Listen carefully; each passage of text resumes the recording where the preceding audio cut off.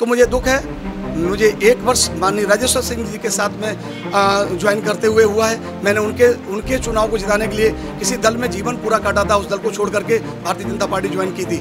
मुझे इस चीज़ का अफसोस है, मैंने उस दल के साथ रह करके तरह तरह के आरोप लोग पार्टियों के ऊपर लगाने वाले भी दल के साथ रह करके झेले, लेकिन मेरे ऊपर कभी व्यक्तिगत आक्षेप नहीं लगाया गया। 1 वर्ष के अंदर इस पार्टी में आने पर मेरे ऊपर इस तरह का आरोप लगाया गया, मुझे दुख है। मैंने एक चीज़ की घोषणा भी की है कि विदिन 7 डेज ये इस तरह की घटना जो घटित की गई है, जो प्रसारित की गई है, जिसमें मेरा नाम भी दिया गया है, अगर उसकी सत्ता की जांच नहीं होती है और माननीय विधायक जी जिनके लिए मैंने अपनी पूरी शक्ति लगाई, मैंने इस क्षेत्र में रहकर के उनके लिए बहुत काम किया और वो बहुत लोकप्रिय जनप्रिय हैं, उन्होंने सहयोग अगर नहीं किया और इसकी सत्ता में जांच में अपनी तरफ से कोई ऐसा थाने को नहीं बोला कि इसकी सच्चाई से जांच हो और कार्रवाई हो संबंधित खिलाफ, तो मैं 7 दिन के बाद भारतीय जनता पार्टी से अपनी सत्ता से इस्तीफा दे दूंगा। आपके नाम के आगे लगभग 5 लाख रुपए की धनराशि लिखी गई है जो आपने ली है प्रत्याशी से। इस वक्त हम लोग लखनऊ के स्कूटर इंडिया क्षेत्र में है, जो कि सरोजनी विधानसभा के अंतर्गत आता है। निकाय चुनाव को लेकर एक लिस्ट वायरल हो रही है जिसमें भाजपा नेताओं के नाम हैं जो भाजपा के लिए वोट मांग रहे थे, और उनके नामों के आगे कुछ धनराशि लिखी हुई है जो कुछ हज़ारों से लेकर 20 लाख तक गई है। ऐसा आरोप लगाया जा रहा है कि नेताओं को ये धनराशि इसलिए दी गई ताकि वो वोटों का मैनेजमेंट कर सकें। इसी लिस्ट में एक नाम राकेश सिंह बबलू जी का है, जो कि मीरानपुर पिनवट के तीसरी बार प्रधान हैं।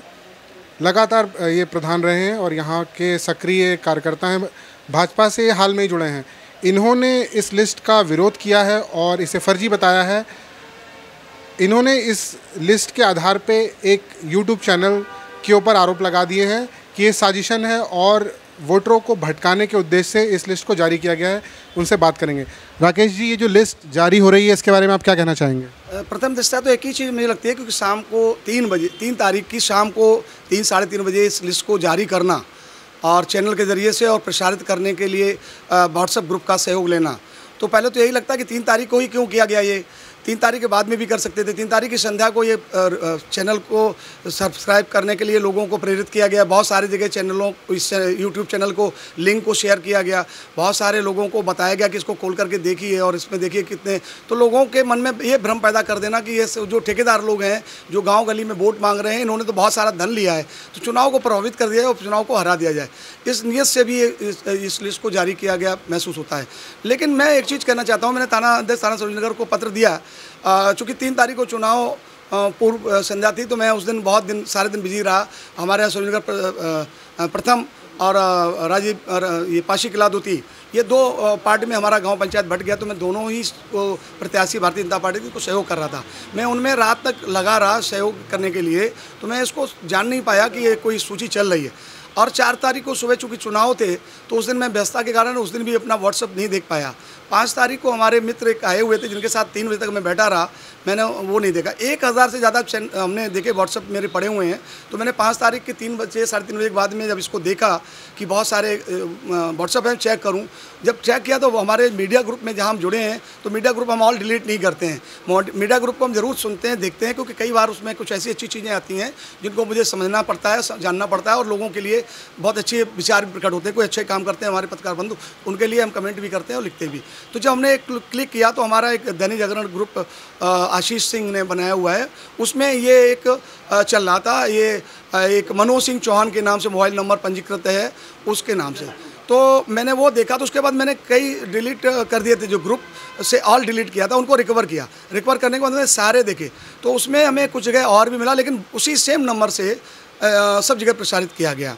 तो मैंने उस नंबर से फ़ोन करके बात की कि आपको ये एक चीज़ कहाँ से प्राप्त हुई, कैसे प्राप्त, बोले नहीं तो बहुत जगह चल रहा है। तो मैंने कहा ये आपके मोबाइल के ज़रिए से प्रसारित हुआ, लिहाजा आपका ये इसमें हाथ होगा। मैंने उनसे बात करी, फ़ोन पे संपर्क किया। आपके नाम के आगे लगभग 5 लाख रुपए की धनराशि लिखी गई है जो आपने ली है प्रत्याशी से। जी बिल्कुल ऐसा उसमें लिखा गया कि 3 लाख रुपए मुझे प्राप्त हो चुके हैं और 2 लाख रुपए शेष बाकी हैं।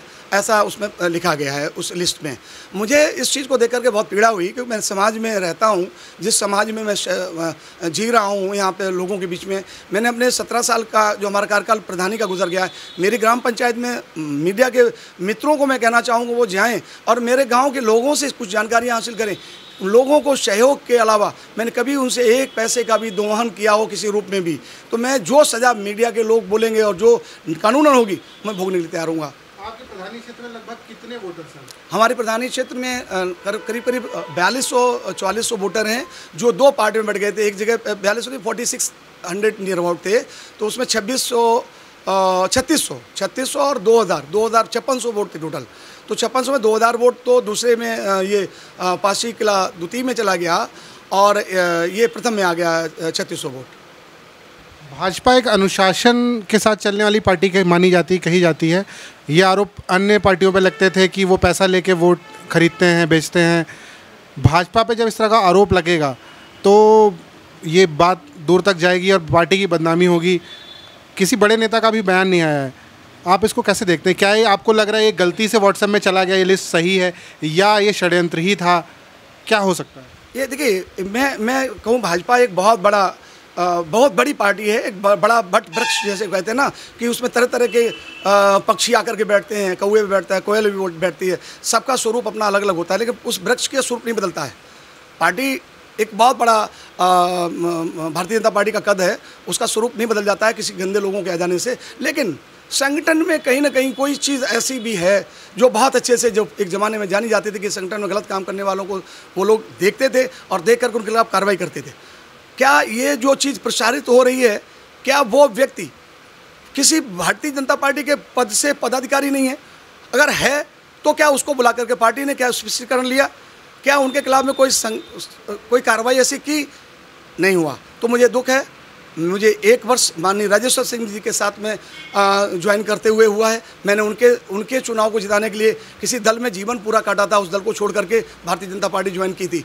मुझे इस चीज़ का अफसोस है, मैंने उस दल के साथ रह करके तरह तरह के आरोप लोग पार्टियों के ऊपर लगाने वाले भी दल के साथ रह करके जेले, लेकिन मेरे ऊपर कभी व्यक्तिगत आक्षेप नहीं लगाया गया। 1 वर्ष के अंदर इस पार्टी में आने पर मेरे ऊपर इस तरह का आरोप लगाया गया, मुझे दुख है।